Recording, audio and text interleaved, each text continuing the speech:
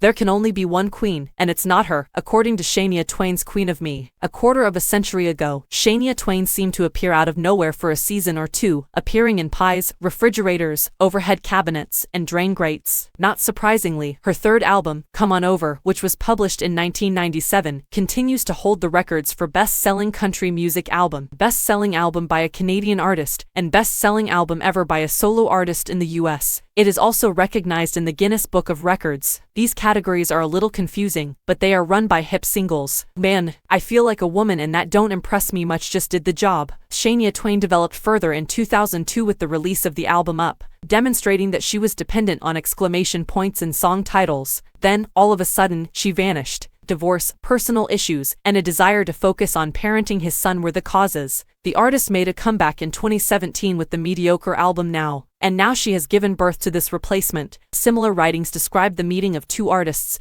or an artist and a producer, whose chemistry causes big, historic things to occur. Consider Timbaland and Nelly Furtado, Dead Can Dance, Cocteau Twins, Rick Rubin and Slayer, or Danzig. There is definitely a lot of myth-making and an underestimation of common chance, but there seems to be substance to this stereotype in the cases of Queen of Me and Now. Because Mrs. Twain recorded albums and had her ex-husband, Robert Cundall Lange, behind the production console, she influenced the development of pop and country music willy-nilly and even inspired a young girl from Reading, Pennsylvania, the woman that everyone would later know as Taylor Swift. However, if Shania had had the material she has now in that era, there would have been little chance that she would inspire anyone. Queen of Me is full of pop pumpkins with little ambition that sporadically pass off as country, not the best numbers, but ones from the distribution list. Additionally, the vocals were blasted through a vocoder, and the entire composition was tragically replicated in the studio. A senior woman being pitted against modern pop singers who are older than twice her is neither credible nor effective in any manner. Queen of Me makes a lot of effort to appear classy